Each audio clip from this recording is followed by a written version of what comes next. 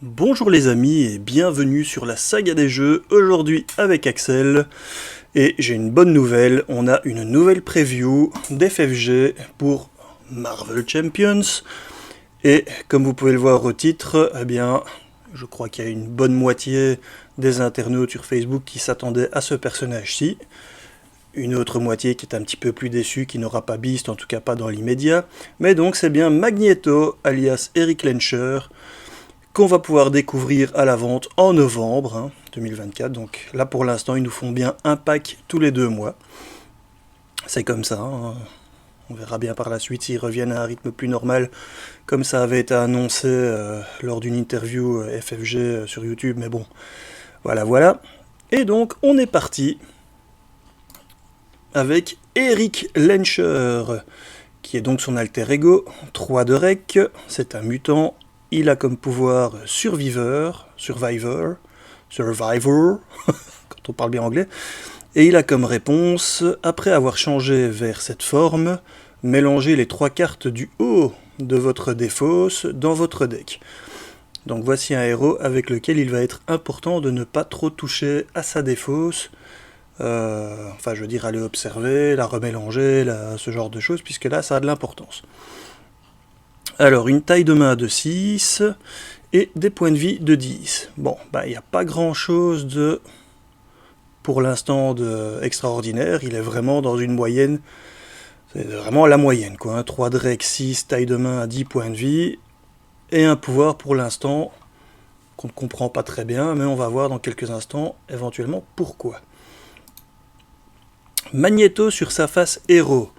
2 de contre, 2 d'attaque, 2 de défense. Il a le trait X-Men, donc de nouveau on est bien dans la moyenne, taille de main de 5, toujours fatalement des points de vie de 10, et son pouvoir, magnétique pool, tirage magnétique on pourrait traduire, mais bon voilà, sûrement des anglophiles qui feront ça mieux que moi.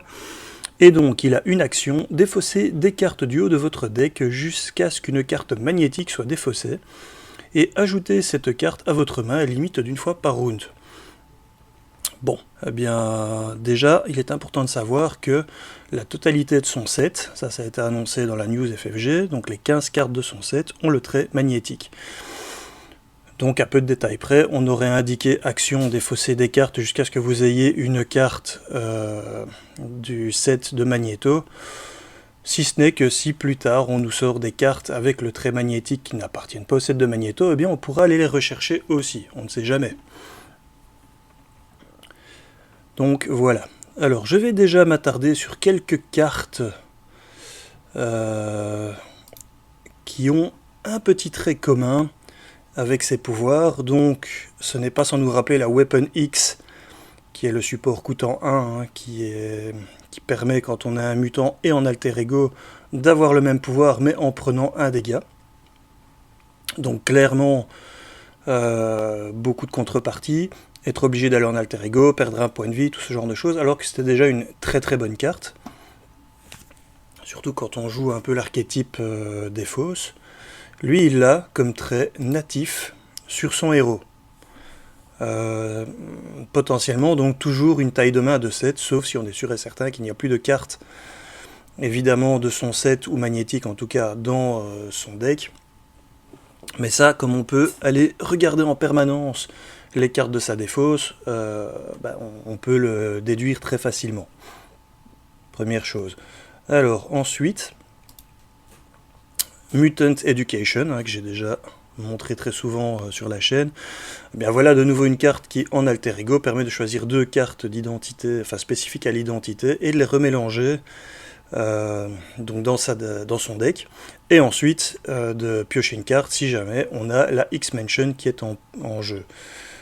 Bon, j'y vois quand même un petit trait commun avec le Magneto, sauf qu'ici ce n'est pas 2 cartes mais 3 et qu'on ne les choisit pas. Par contre c'est n'importe lesquelles, donc c'est les 3 du haut, ce n'est pas forcément des cartes de son set. Pardon. Il faudra probablement trouver des moyens pour un petit peu jouer avec la défausse afin de ramener les cartes dans son set qui nous intéressent le plus. Par exemple, tout bêtement, On a été rechercher une carte de son set avec son pouvoir Magnetic Pool. Celle-ci donc. On la joue. On repasse en alter ego. Eh bien on sait qu'elle vient d'être jouée, c'est elle fera partie des 3 cartes du haut, on la remélange dans notre deck. Donc il y a moyen déjà de faire une certaine récursivité de toujours la même carte, pour peu qu'on joue par exemple un archétype flip-flap.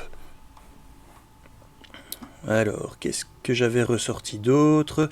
Évidemment, quand on parle de défausse, on parle de cartes qui ont un avantage quand elles sont défaussées, notamment l'allié White Fox qu'on ne présente plus, mais qui rentre en jeu sous notre contrôle quand il a été défaussé du deck.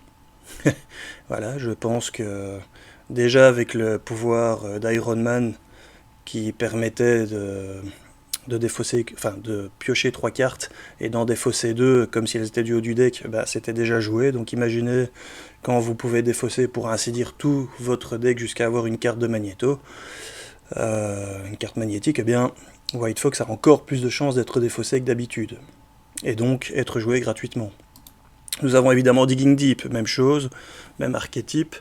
On va défausser tout plein de cartes, y compris celle-ci, on va la reprendre en main, eh bien, ressources gratuites, ça va nous permettre d'avoir des tours assez violents. Encore une autre carte de cet archétype que j'aime bien, et qu'on aime bien depuis très longtemps, Lockjaw, qui tout simplement va aller dans la défausse, mais est jouable depuis la défausse. Toujours avoir un allié pour bloquer une attaque, ou pour pallier une des deux capas, soit contre, soit attaque, en fonction de ce que notre héros est capable de faire ou non. Voilà, c'est vraiment une très bonne carte, sans oublier que quand elle est dans la défausse, son coût réel, vous auriez une carte avec un coût marqué ici 3, ça reviendrait au même, puis, en la jouant de votre main évidemment, puisque ce n'est pas une carte que vous défaussez de votre main, enfin, vous devez donc défausser 4 cartes pour la payer, mais elle-même n'étant pas dans votre main, ce n'est pas une autre carte que vous perdez de votre main, justement. Donc c'est comme si cette carte s'était jouée de votre main avec un coup de 3 ici. Bon, ça je ne sais pas pourquoi je représente ça, parce que normalement, depuis le temps, vous la connaissez. On va repasser aux cartes qui ont été dévoilées de notre petit Magneto. Oui, donc aussi 2 de contre, 2 d'attaque, je ne sais pas si je l'avais déjà dit, et 2 de défense. On est vraiment dans un personnage très classique, vraiment dans la moyenne la plus totale. Autre chose, il a le trait X-Men. Pas Brotherhood of Mutants, évidemment, puisque c'est le moment dans l'histoire où il s'est allié aux X-Men, et même où il les dirige, si je ne dis pas de bêtises. Donc tout ce qui fonctionne très bien avec eux, toutes les locations, enfin tous les lieux plutôt, location, comme Utopia notamment, fonctionneront avec lui, donc très sympa. Alors, première carte de son set dévoilée, le casque de Magneto, Magnetos Helmet. C'est une amélioration qui coûte 3, qui a le trait armure et magnétique, n'est-ce pas? Comme toutes les cartes de son set. Il gagne Steady. Donc Steady, pour rappel, c'est solide, et pour rappel, solide, c'est il faut avoir 2 cartes... zut, je ne sais plus comment ça s'appelle, 2 cartes...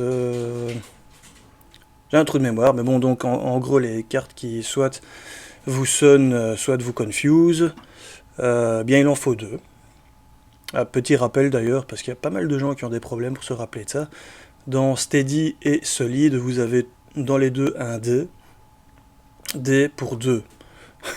Voilà. Dans Robuste et l'autre dont j'ai oublié maintenant en anglais, mais bon, pas grave, il y a un R pour rien. Donc là, il en faut 2 pour que ça fonctionne. Dans Robuste, R pour rien, eh bien, il n'y a juste rien qui fonctionne. Voilà, petit moyen mémotechnique niveau primaire, mais qui pourra quand même en aider certains, je pense. Moi, en tout cas, ça m'a aidé. Alors, je reviens à la carte. Donc, elle a aussi comme pouvoir ressource, incliner le casque de Magneto pour générer une ressource libre pour une carte magnétique. Une icône de ressources intelligence, et on voit que c'est la carte numéro 2 de son set, et que c'est le numéro d'impression 3. Ça, on ira revoir après, c'est intéressant. Alors, évidemment, on se retrouve avec un héros, un peu à l'instar de Nebula à l'époque, voilà, qui existe déjà comme vilain. Et FFG apparemment aime bien faire un gros parallèle entre le vilain et le héros, comme il avait déjà fait avec Nebula, et donc il va nous produire des cartes qui ont en fait le même nom, et quand c'est possible, des pouvoirs qui s'en rapprochent. Donc par exemple ici, pour la version vilaine du vilain, c'était un +1 de contre, ok. Bon, pas de contre d'ailleurs de manigance. Et puis il avait le pouvoir, le fait que Magnéto ne pouvait pas être... j'oublie à chaque fois en français, donc je veux dire confus, hein, maintenant vous me connaissez. Désorienté. Voilà, voilà. Alors, hop. Et donc la version de héros, eh bien, gagne steady, donc solide, et donne de la ressource. Carte suivante qui a été dévoilée, amélioration coûtant 2, l'armure de Magnéto, une petite icône de force, et donc les traits armure et magnétique, elle a comme réponse, après avoir résolu le pouvoir, l'action magnétique pool, donc attrait magnétique ou ce genre de choses, si vous avez défaussé au moins une des ressources suivantes, il gagne le pouvoir qui correspond. Donc si vous défaussez au moins une ressource intelligence, il va gagner +1 de contre, au moins une ressource de force, il va gagner +1 d'attaque, et au moins une ressource énergie, il va gagner +1 de défense pour ce round. Donc potentiellement, c'est plus ou moins un 3-3-3. À savoir que la carte qui a été défaussée et que vous reprenez dans votre main par l'effet du magnétique pool compte, puisqu'elle a été effectivement défaussée avant d'être remise dans votre main. Donc vous aurez au minimum, en faisant ce pouvoir, un des 3.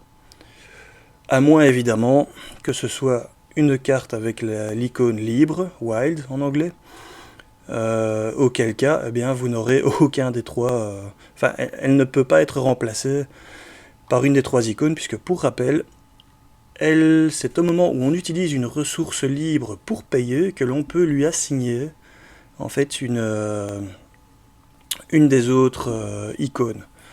Donc pas quand elle était défaussée, là il faut vraiment prendre l'icône imprimée qui est dessus. Alors on va faire le parallèle avec, une fois de plus, la petite carte du vilain. Donc voilà, on voit bien qu'il s'amuse à nous produire systématiquement les mêmes noms de cartes. Donc l'armure de Magnéto. Magnéto ne peut pas être sonné ici. Bon là, évidemment, ils doivent nous trouver des pouvoirs un peu différents, parce que là, ça ne colle pas, mais... Et +1 d'attaque.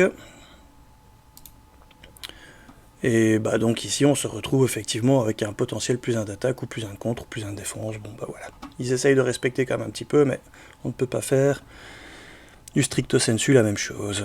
Vous avez donc ici le numéro du set qui est 3, le numéro d'impression 4.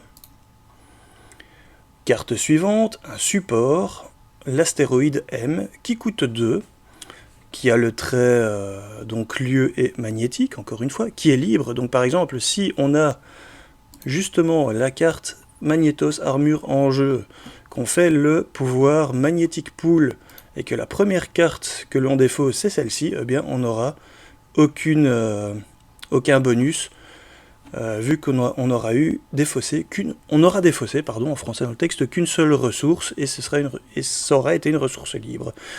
Décidément, j'ai du mal en français aujourd'hui. Vous m'excuserez.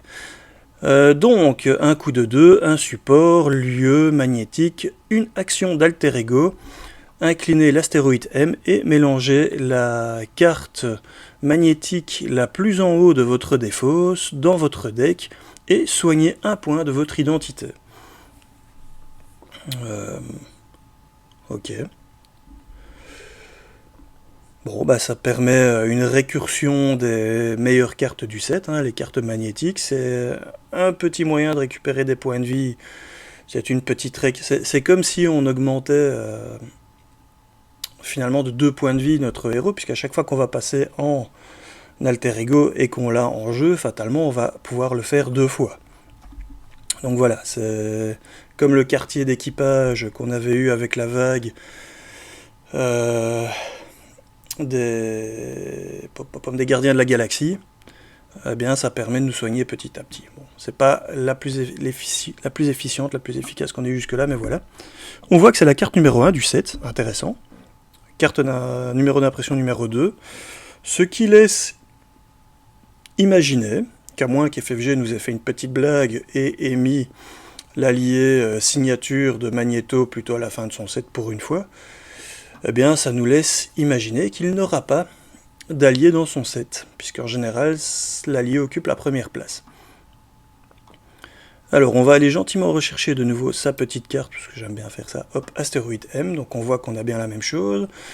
Et pour rappel, le pouvoir, après que vous avez placé un compteur magnète donc sur l'astéroïde, si vous en avez au moins 3, eh bien on va aller chercher dans le deck de rencontre, défausser donc du deck de rencontre jusqu'à ce qu'on ait une carte magnétique, et la révéler. Donc on voit bien que la mécanique du héros et celle qu'il y avait sur l'astéroïde M est en fait la même. Donc ils essayent vraiment de faire un parallèle entre les deux, entre la version vilaine et la version héros. Carte suivante. Hop, nous avons un événement qui coûte 2, le Blast électromagnétique, qui a le trait magnétique, super pouvoir et contre, donc déjà autant de possibilités de discount pour la payer. Une icône d'énergie, on voit que par contre là on a fait un beau saut, c'est la carte numéro 8 de son set et qui a comme numéro d'impression 8, et qui dit que comme action de héros contre, retirez 3 menaces d'une manigance. Si vous retirez la dernière menace de cette manigance de cette façon, vous pouvez défausser un attachement qui aurait une action de héros ou une réponse de héros sur elle. Donc j'ai envie de dire que 2 pour 3 pour contrer, c'est... On est dans la moyenne basse, ce n'est pas mauvais, c'est pas carrément catastrophique, mais c'est pas bon non plus. Par contre, si ça vous permet de vous débarrasser d'un attachement bien gênant, ça vaut la peine de la jouer. À savoir qu'on a quand même un héros qui a déjà 2 de contre en natif, donc il a moins besoin de dépendre déjà de base de ces événements de contre, et ceci est quand même une très très bonne action possible, plutôt que de devoir en général payer 2 ou 3 ressources, ou devoir s'incliner, ou devoir se prendre une attaque pour pouvoir ensuite payer puis enlever l'attachement. Bah ici, aucun souci, boum, je retire un peu de menace. Il faut quand même que je vide la menace qui est sur la manigance. Maintenant c'est bien retirer la menace de la manigance et pas retirer la manigance, donc ça fonctionne même sur la manigance principale. Ça c'est quand même très intéressant parce qu'en général on aime bien la garder assez proche de 0 justement, donc ce sera quand même jouable assez régulièrement. Donc de nouveau bon compromis, et je pense, parce que comme j'étais déjà un petit coup d'œil sur les précédentes, qu'on va avoir ce genre de thème, on va dire, sur les autres cartes, où on aura toujours un pouvoir qui est un petit peu en deçà par rapport au coup, pas le pouvoir, mais l'action de base qui va être un petit peu en deçà, mais par contre que justement le pouvoir associé, donc ici se débarrasser d'un attachement, est toujours très fort, et qu'on va toujours être tenté, on aura toujours envie d'aller chercher plutôt cet effet-là, que vraiment juste pour l'effet principal. Alors, je vais reprendre la petite carte du vilain qui est associée, que voici, boum, donc vous voyez bien, électromagnétique blast. Bon, c'était incliner chaque amélioration et support que vous contrôliez et placer un magnète sur la manigance principale. Bon, c'est pas, évidemment, c'est impossible à traduire pour un héros. Encore que d'une certaine façon, ici, ça retire de la menace, et ça permet, au lieu d'aller chercher un attachement, de se débarrasser d'un attachement. Donc finalement, c'est un bon contre, c'est une bonne carte inversée. Alors, on passe à la suivante. Metal Shards, ou échardes de métal. C'est donc un événement qui coûte 3. Alors oui, aussi, petite parenthèse, on voit que pour l'instant, le coût a l'air quand même assez haut. Mais il ne faut pas oublier qu'on a un héros qui, normalement, va avoir l'équivalent d'une taille de main de 7 à chaque tour, puisque son pouvoir, on va essayer d'en profiter à chaque tour, quitte à avoir des cartes de rencontres supplémentaires peut-être un peu plus vite que la moyenne, mais ce sera largement compensé par le pouvoir de ces cartes, qui offre un certain contrôle, plus le fait qu'en gros on a de la ressource en plus. Parce que si on utilise son pouvoir pour aller chercher cette carte-ci, par exemple, il ne faut pas oublier qu'on a 5 cartes en main. pour la payer. Donc c'est ça le petit coup en plus. Donc, elle a le trait attaque magnétique et super pouvoir. Action de héros attaque, infliger 7 dommages à un ennemi. J'ai envie de dire 3 pour 7. On est dans la moyenne, puisque on a par exemple, enfin dans la moyenne en général plus un petit pouvoir. Si on reprend Spider-Man hein, pour son swinging web kick, eh bien, on paye 3 pour 8. Si on prend Valkyrie, on paye 3 pour 7, mais on peut éventuellement en donner déferlement. Toutes ces sortes de choses, et bien voilà, ici on a 3 pour faire 7, avec un petit kicker super sympa, que si l'attaque bat l'ennemi, vous gagnez un token tenace, une carte d'état tenace, ce qui est giga fort. Pourquoi 7 ? Pourquoi... Comment dire, pourquoi nous donner un tel montant avec un tel effet, où on va se dire ouais mais on va sûrement devoir tuer du sbire à 4 points de vie ou à 5 points de vie, il y a des dégâts qui seront perdus. Bon je pense qu'on a mis un 7 ici pour être vraiment polyvalent, je pense que ça va être un peu sa marque de fabrique. On peut payer 3 pour faire un bête 7 de base.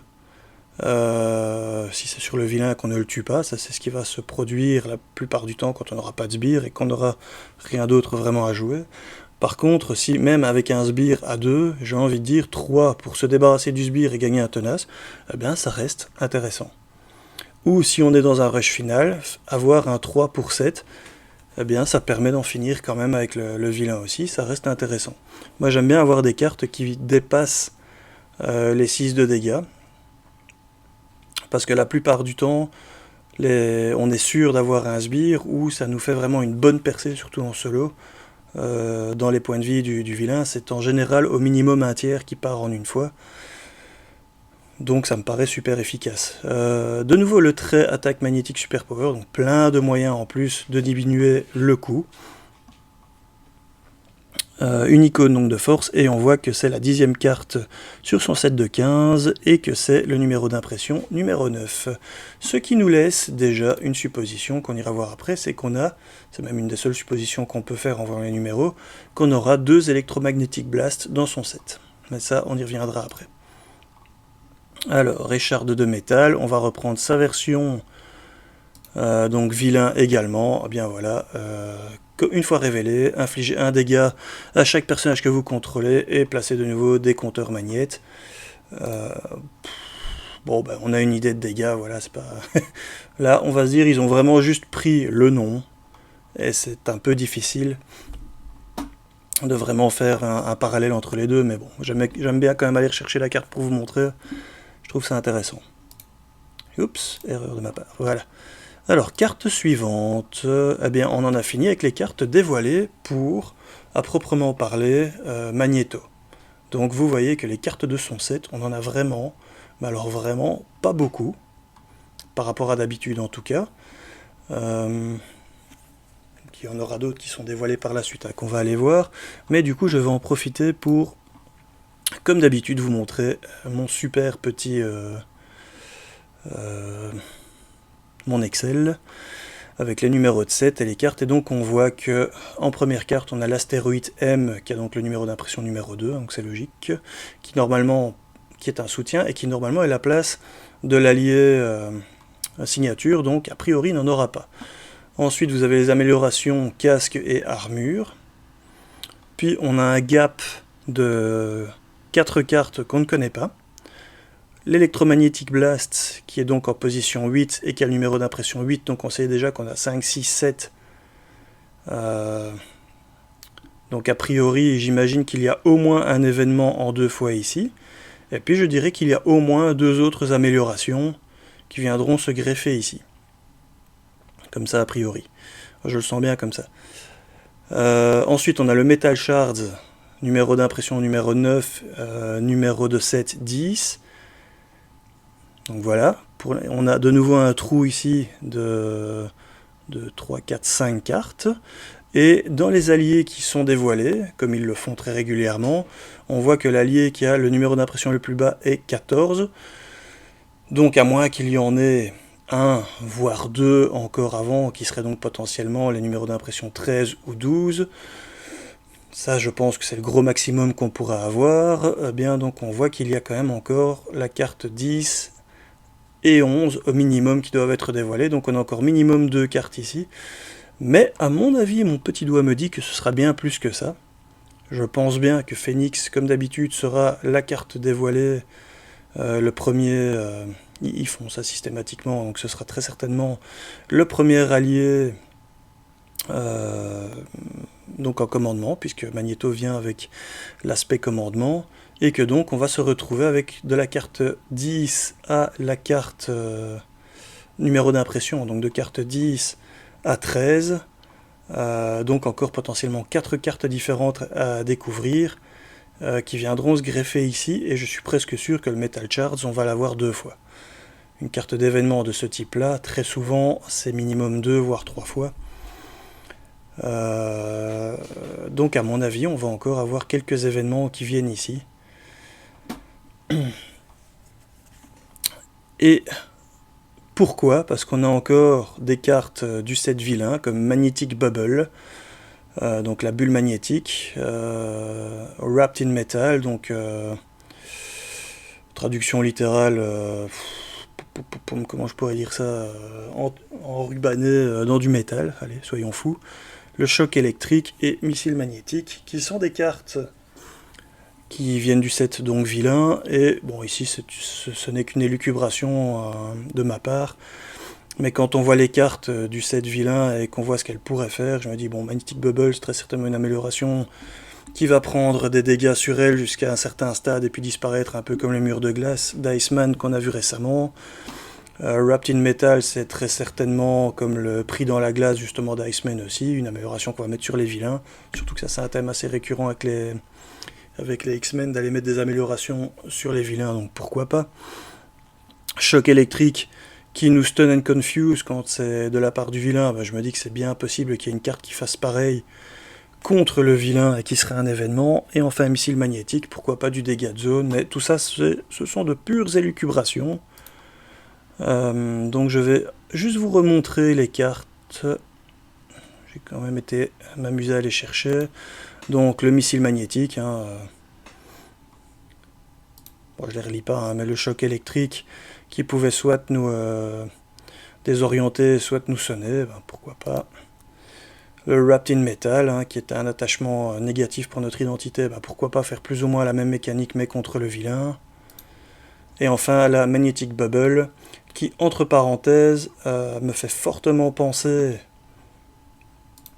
à l'image que l'on retrouve sur la news FFG, dont je n'ai pas pris la page ici, où on voit Magneto enroulé dans une bulle magnétique avec des lasers qui sont tirés vers lui mais qui sont déviés par sa bulle. Bon voilà, j'imagine très bien. En général ils prennent les dessins de cartes qu'ils ont utilisés pour des cartes. Donc ici très certainement que voilà, cette carte là, Magnetic Bubble, va exister. Ça me paraît presque inévitable. Alors on passe à la suite. On voit qu'on a une petite réimpression de Deft Focus, concentration intense. Donc ça fait toujours plaisir, parce que bon, si on s'amuse à faire plus que 3 decks avec des personnages qui ont beaucoup de super pouvoirs, c'est bien d'en avoir au moins 1 ou 2 exemplaires en plus, certes. Par contre, pour être honnête, bien que j'aime beaucoup Archangel comme personnage, déjà il a quasi pas de super pouvoir, donc je vois pas trop pourquoi c'est lui qu'on a mis ici, et en plus je trouve l'art ici plutôt moyen bof, mais ça c'est du domaine du goût personnel, donc voilà. Alors on en arrive aux premières cartes d'aspect, qui seront donc livrées avec Magneto, et qui vont d'ailleurs nous livrer, comme on voit ici, quelques-uns des personnages les plus emblématiques que nous n'avions pas encore eu dans les cartes aspect, uniquement en héros signature. Et on va commencer avec Phoenix, Jean Grey, qui coûte donc 3, qui a 2 de contre, 1 d'attaque, 3 points de vie, qui est psionique X-Men. Donc psionique, ça reste toujours intéressant, notamment si on veut jouer avec le Cérébro, Il y a pas mal de decks en fait qui pourraient jouer uniquement avec le Cérébro et plein d'alliés qui ont le trait psionique, ça peut être jouable. Je l'ai déjà fait avec Cyclope, c'est très sympa. Et elle a comme réponse, après que Phoenix est entré en jeu, choisissez un allié X-Men, redressez-le, donc redressez cet allié, et soignez un dégât de lui.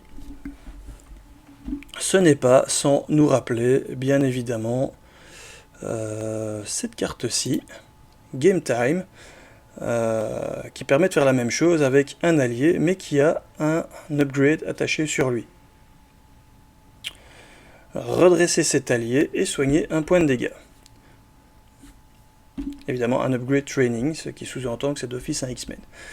Voilà, donc c'est plus ou moins le même pouvoir, sauf que ici, eh bien, il fallait avoir un attachement, enfin un upgrade, une amélioration sur le... Donc c'est un coût supplémentaire, hein, alors que elle, c'est quand elle rentre en jeu qu'elle peut le faire. Bon, assez efficace. Une autre carte qui me faisait fortement penser, mais qui a ce pouvoir, mais qui a le trait psionique, où on voit d'ailleurs Jean Grey dessus, événement qui coûte 0, qui nécessite d'être psionique, donc ça c'est la condition qui est un petit peu plus compliquée à remplir. Par contre, action de héros, redresser un allié, cet allié gagne plus de compte, plus de d'attaque, jusqu'à la... pour son prochain contre ou attaque basique. Bon, c'est pas tout à fait la même, mais je la ressors parce que je trouve que c'est un peu dans le même thème, on voit Jean Grey dessus. Voilà, ça me faisait quand même fortement penser à cette carte-ci également. Donc pour moi, un très très bon allié, puisqu'on retrouve un coup de 3 points de vie, 2 de contre, déjà ça c'est intéressant. Si elle avait eu 2 d'attaque, ça aurait vraiment été les stats parfaites, plus le pouvoir. Maintenant, je trouve que le fait d'avoir les traits psioniques à X-Men en soi, c'est déjà un gros bonus aussi. Et l'activation de personnages X-Men qui va en gros être gratuite, puisque pas de points de vie perdus et redressement, en soi, ça comble ce petit manque de force ici qu'elle a. Allié suivant qui a été dévoilé, nous avons Cyclops, alias Scott Summer, un coup de 3 pour des stats de contre de 2, attaque de 2, j'oublie de le dire, mais à chaque fois avec seulement un dégât conséquentiel, consécutif. 2 points de vie, donc ici par contre 3 pour un 2-2-2, bon, on aime bien quand c'est 2-2-3, mais bon, ça reste quand même dans la très bonne moyenne. De toute façon, des alliés avec 2-2, c'est toujours très sympa malgré tout. C'est toujours efficace. Il a une icône de force, et il a comme réponse, après que Cyclope est entré en jeu, choisissez un ennemi jusqu'à la fin de votre phase, augmentez les dégâts, le nombre de dommages que cet ennemi prend de chaque attaque de 1. Alors ça, évidemment, c'est un petit rappel à sa carte de son set, que voici. Donc c'est exactement le même pouvoir, hein, augmenter le nombre de dommages de l'ennemi attaqué que l'ennemi prend de chaque attaque de 1, donc c'est exactement le même pouvoir. Bon, bah, c'est super fort, je trouve. Surtout évidemment, bon, on joue en leadership, donc on peut avoir beaucoup d'alliés sur table, des faits qui vont faire des dégâts, on le joue et on est parti pour faire masse de dégâts en une fois. Même en solo c'est sympa. Clairement en multijoueur, là il prend vraiment comme finisher, c'est juste monstrueux. On l'a encore testé il y a quelques jours chez un ami avec qui j'ai été faire une partie, dont d'ailleurs je vous conseille d'aller consulter la chaîne qui est très sympa à regarder aussi, donc c'est le Marvel Champions Combat Contest. On a fait une petite partie multijoueur, et les quelques fois où j'ai pu jouer cette carte sur le vilain, et où toute la table s'est lâchée sur lui, c'était clairement l'équivalent de payer 1 pour 10 à 15 de dégâts minimum. C'est juste monstrueux. Eh bien maintenant, on n'est plus obligé d'avoir Cyclope pour cet effet, enfin de jouer le héros Cyclope, on peut se contenter de jouer l'allié Cyclope. Et comme vous pouvez le voir, ce n'est pas limité aux X-Men, donc 3 pour un 2-2-2 qui va augmenter les dégâts occasionnés par la table jusqu'à la fin du tour, et qui ne nécessite pas que ce soit des X-Men qui le fassent. C'est même étonnant, ça aurait dû être limité je pense aux X-Men, parce que là il est vraiment pété, ce personnage là est génial. Je trouve donc usez-en, abusez-en.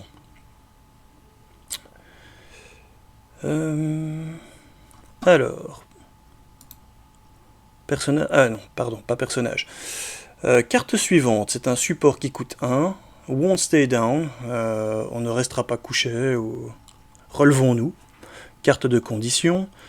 Jouez seulement si votre identité a le trait X-Force ou X-Men, maximum de 1 par joueur. Action d'alter ego, défaussez cette carte, retournez un allié X-Force ou X-Men de votre défausse dans votre main, et on voit qu'il y a une icône de force. Alors, ce n'est pas sans nous rappeler, évidemment, la grande carte classique que voici, Make the Call, qui en gros est une carte qui permet de faire de la récursion d'alliés. Alors, point fort, point faible, on voit bien que Make the Call déjà coûte 0, plus le coût de l'allié qu'on va vouloir rejouer. C'est une action, et on va pouvoir aller chercher dans n'importe quelle défausse pour rejouer un allié. Et ce n'est pas limité au type d'allié. Ici, on voit bien que c'est uniquement pour les X-Force ou X-Men. Donc déjà, il faut que notre personnage, notre identité ait un de ces deux traits-là, et c'est pour aller rechercher un de ses alliés avec ce même trait, uniquement. Ce n'est jouable qu'en alter ego aussi, là où Make the Call est jouable et en héros et en alter ego. Donc, potentiellement, je ne le vois pas comme un remplacement ou comme une meilleure carte. La seule chose que cette carte a vraiment pour elle, c'est le fait que ce soit un support qui coûte 1, donc pas trop difficile à jouer, et elle reste pour être utilisée au meilleur moment. C'est encore une fois un support qui, avec certaines cartes dont je tairai le nom parce qu'elles me portent malchance systématiquement, vont vous demander de vous défausser d'un support ou d'une amélioration, bien vous défausser d'un support qui ne coûte que 1, qui sera facile à rejouer par la suite. Ça vous permet aussi de jouer les Make the Call à chaque fois que vous les avez en main, tout en gardant celle-ci sur la table si vous l'avez jouée dès que vous en avez eu l'occasion. Et vraiment dans le tour où c'est vraiment nécessaire, où il n'y a pas moyen de faire autrement, où il vous faut un allié, où vous n'avez pas un Make the Call en main, c'est à ce moment-là qu'il faut utiliser cette carte-là. Donc c'est vraiment plus un joker. Et d'ailleurs, en parlant de joker, c'est un petit peu également, quand on y réfléchit bien, comme cette carte-ci. Très peu jouée, il est vrai, plein de ressources, amélioration qui coûte 1. Vous payez 1 pour la mettre en jeu, et puis vous pouvez la défausser pour générer une ressource libre. D'un certain côté, vous payez 1, vous la mettez en jeu, et vous la défaussez pour aller chercher un allié dans votre défausse qui vient dans votre main. Donc vous pouvez tout simplement la réutiliser pour payer, avec la ressource, le type de ressource dont vous aurez besoin en fonction des alliés que vous avez joués. Donc quelque part, il a un peu le même rôle, mais avec une possibilité bonus qui est tout simplement de réellement rejouer un allié et pas juste avoir une ressource. Autre chose sympa aussi, le fait d'avoir l'allié qui revient dans votre main permet d'utiliser des alliés comme ceux-ci, qui nécessitent d'être joués de votre main, ce qui ne fonctionnera pas avec Make the Call qui est mis en jeu. Donc, Pixie, rejoué de votre main, cette fois-ci vous permettra d'avoir son effet d'aller rechercher encore un autre X-Men dans votre défausse. Donc ça peut être très sympa. Sunspot nécessite d'être joué depuis votre main. Donc là, j'ai été retirer tous ceux qui sont jouables et qui doivent être rejoués depuis votre main. Donc, avec cette carte-ci, dont j'ai oublié le nom, Won't Stay Down, avec cette carte-ci, cette fois-ci, vous pouvez faire les combos, les triggers de ces alliés. Donc Magic également qui doit être joué de la main, Sunfire, X-Men qui doit être joué de la main, et enfin Karma qui doit également être joué de la main. Voilà. Donc, carte intéressante, moi je la jouerai en une fois, dans un deck qui veut de la récursivité, plus les Make the Call. C'est vraiment pour encore booster la récursivité à balle de guerre. Éventuellement encore l'autre carte d'amélioration qui coûte 2, dont j'ai oublié le nom, mais qui permet, au moment où un allié meurt, de le rejouer immédiatement avec un point de vie en moins. Voilà, comme ça je vous ai fait le résumé, j'ai juste pas donné le nom. bien vous mettez ces 5 cartes, donc 3 mecs de call, one stay down et celle dont je viens de vous parler, et vous avez un pool de récursivité de vos alliés qui est juste monstrueux, qui permet d'avoir presque systématiquement l'allié adéquat en jeu. C'est le multi-tool, le petit couteau suisse de l'allié. Enfin, du set de couteau suisse de l'allié. Alors, on passe à la carte suivante. Nouvelle recrue. Une nouvelle manigance annexe de joueurs qui coûte 0. Qui va arriver avec 2 menaces par joueur, donc un coût assez faible par rapport à la moyenne qui est normalement de 3. Une icône de ressources mentales, fatalement Victory 0, donc elle va dans la pile de victoire, on ne peut donc l'utiliser qu'une fois. Condition, on ne peut la jouer que si on a le trait X-Men, notre identité a le trait X-Men, donc somme toute logique et classique. Et le petit effet, une fois vaincu, chaque joueur peut choisir un allié nouveau, avec le trait nouveau, qui a été mis de côté, et l'ajouter à sa main. Donc pas en jeu, à sa main, il faudra quand même le payer. Le coût maintenant n'est que de 2, donc pour pas mal de héros, c'est juste s'incliner pour enlever les 2, en solo en tout cas, et permettre d'aller piocher une carte. Donc en quelque sorte, c'est un petit peu l'équivalent de s'incliner à aller piocher une carte, qui sera une carte d'allié. Et voici un de ceux qui a été dévoilé. Comme on dit chaque joueur, j'imagine qu'il y en a minimum 4, ce serait logique, puisque chaque allié a le droit d'aller en chercher, enfin pas chaque allié, chaque joueur a le droit d'aller en chercher un.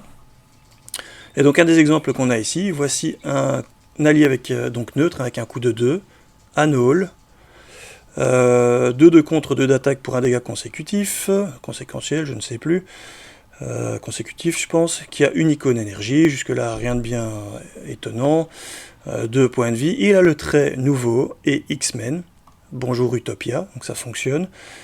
Si on est en alter ego, éventuellement bonjour les cartes d'entraînement via la salle des dangers et tout ce qui s'ensuit, donc de nouveau le trait X-Men très fort. Nouveau, pas mot-clé, mais si mot-clé, hein, linked, donc lié, comme on a eu avec la manigance annexe qui permettait d'avoir les entraînements au super pouvoir, si je ne dis pas de bêtises, donc pour avoir plus 1 de force, ou plus 1 de défense, ou plus 1 sur les améliorations qu'on pouvait jouer sur nos identités. Et donc, si vous avez le trait mutant ou X-Men, Anole, il le précise, puisqu'effectivement, on peut le gagner si on joue en multi, même en ayant un autre trait comme Avenger ou autre, on pourra quand même en tant que joueur aller en chercher un. Par contre, si on est mutant ou X-Men, à ce moment-là, il va gagner plus 1 de contre, et surtout ne compte pas dans votre limite d'alliés. Ce qui n'est pas, j'imagine qu'ils vont tous l'avoir, ce trait-là, enfin ce pouvoir-là, et ce n'est pas sans nous rappeler cette carte-ci en Avenger, Stinger, qui permettait en fait d'augmenter le nombre d'alliés sur table pour profiter de ce type de carte-ci, donc la force du nombre, pour engager, incliner des alliés et piocher comme un malade, ou encore le Band Together qui génère un nombre de ressources libres égal au nombre d'alliés, avec un maximum de 3 quand même. Mais bon, voilà, ces cartes-là ont leur usage facilité par le fait d'avoir vite et facilement beaucoup d'alliés sur table. Donc ça me semble être une petite carte qui va permettre aux X-Men de re-rentrer dans ce genre d'archétype, puisque si on utilise Utopia, qu'on utilise le Triskel et qu'on utilise ceci, potentiellement on se retrouve à 6 alliés sur table, ce qui est vraiment très sympa. En plus des alliés, éventuellement aussi des campagnes, comme justement le Magneto, qui, si je ne dis pas de bêtises, avait le... Est-ce qu'il l'avait? Je ne sais plus. Non, par contre, Jubilé l'avait, et avait le trait X-Men et ne comptait pas dans la taille, dans le nombre d'alliés. Donc il y a moyen de monter éventuellement à 7 lors de cette campagne pour bénéficier du Strength in Number, ça peut être vraiment très marrant. Alors, carte suivante qui a été dévoilée. Noble Sacrifice, événement qui coûte 1, qui a le trait tactique, donc bonjour Cyclope, pour faire de la récursivité de cette carte-ci. Vous allez voir d'ailleurs que Cyclope il va bien aimer, puisque c'est une action de héros qui permet de défausser un allié que l'on contrôle, ça c'est le coup, pour en effet, donc comme action, gagner un nombre de points de vie, enfin soigner un nombre de points de vie de votre héros égale au nombre de points de vie, non pas restants, mais imprimés de l'allié, et en plus donner à votre héros un statut tenace, une carte de statut tenace. Pour un, ça me paraît vraiment balèze. Pour rappel, il y a une carte dont j'ai oublié le nom, mais sur laquelle était Spider-Woman, qui permettait, en payant 1, de donner un statut tenace sur notre allié, ce qui permettait donc de bloquer avec lui une fois gratuitement, et éventuellement le réutiliser encore au tour d'après pour rebloquer. Donc voilà, c'était pas mal, mais ici, vous avez récupéré un nombre de points de vie égal évidemment à son nombre de points de vie imprimés, donc il faut aller choisir des alliés intéressants. Bon, je pense à Victor Mancha, mais qui est en protection, mais donc c'est éventuellement jouable justement avec Spider-Woman en héros, qui permettrait pour un coup de 1 d'avoir un très bon allié ne coûtant que 2, qu'on va pouvoir utiliser pour défendre une première fois, et qu'on va ensuite tout simplement sacrifier pour récupérer 4 points de vie et avoir un statut tenace, par exemple, c'est le premier truc qui me vient en tête. Cette carte n'est pas sans nous rappeler des cartes, évidemment, comme celle-ci, Save the Day, qui permettait de sacrifier un allié pour avoir un effet. Donc de nouveau, un coup de 1, on discarde l'allié qu'on contrôle pour retirer de la menace égale à son coût imprimé. Donc là, c'était le coût et pas le nombre de points de vie, mais bon, voilà. On avait le Go Down Swinging, qui permettait de faire, de nouveau une tactique d'ailleurs, qui permettait de faire des dégâts en fonction du coût imprimé. Tiens, d'ailleurs, est-ce qu'ici c'est une tactique aussi? C'est une tactique. Donc ça fait déjà 3 cartes de sacrifice d'alliés, qui permettent en fait d'utiliser des alliés qui sont presque en bout de course, pour avoir un effet très intéressant. J'ai envie de dire, il y a moyen de faire un petit archétype sympa avec Cyclope là-dessus. Ça peut être très cool. Et la dernière que j'avais relevée, Last Stand, dernier rempart, un truc comme ça. Événement qui coûte 0, qui a également le trait tactique, et qui permet aussi de faire une attaque avec un allié à plus 3, mais après que l'attaque soit résolue, il fallait défausser l'allié. Donc c'est aussi une sorte de sacrifice de l'allié. Ici pour faire plus 3 de dégâts à 0. La précédente, pour faire X de dégâts à 0, mais égal au coût, donc c'est au minimum un coût de... Il faut que le coût soit au moins de 3 pour égaler le last stand. Excusez-moi.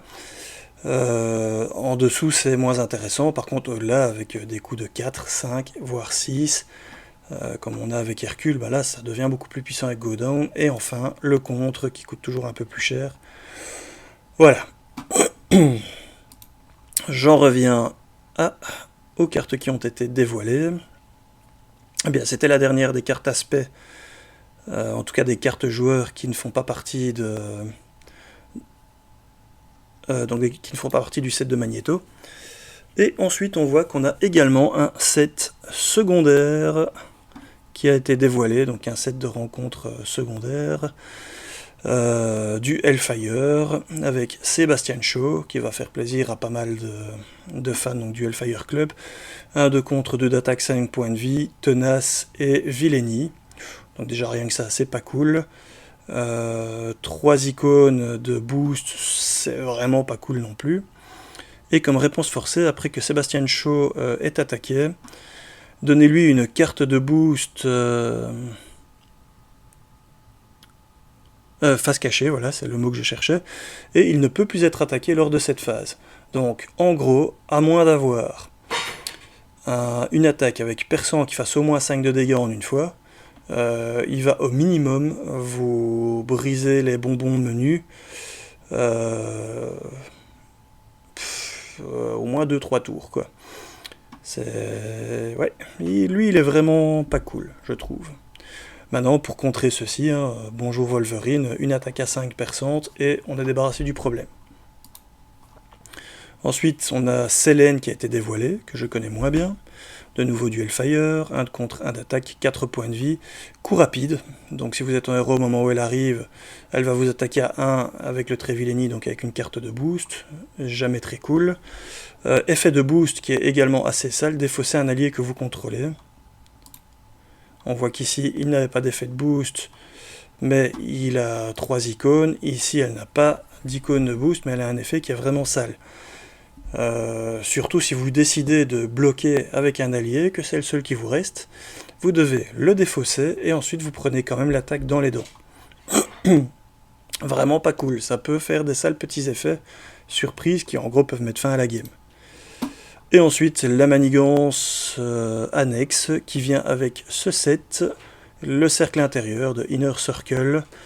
Une fois révélé, placez 2 menaces additionnelles ici pour chaque carte Hellfire en jeu, et on voit qu'on a une augmentation de boost, comme icône, j'ai oublié le titre exact, et elle arrive avec 4 menaces d'emblée sur la carte. Ce qui veut dire aussi, plus on est nombreux à jouer, plus il y a de risques que d'autres cartes Hellfire soient en jeu.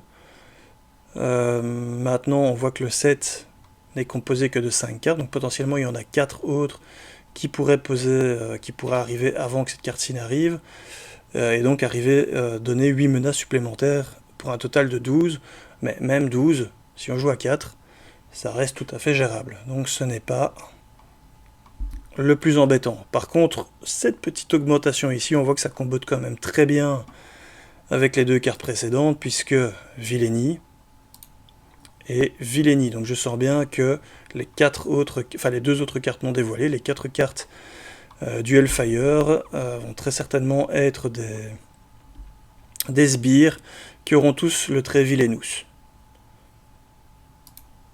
Et qui donc, pour rappel, avec l'icône ici, vont se voir donner des icônes de boost supplémentaires à chaque carte de boost dévoilée lors de leur attaque. Nous avons ensuite un petit diaporama, comme ils font d'habitude, de cartes, sauf qu'ici elles ont toutes été dévoilées, donc il n'y en a aucune de celle-ci qui est une petite carte mystère dont on peut essayer de deviner tel ou tel aspect supplémentaire.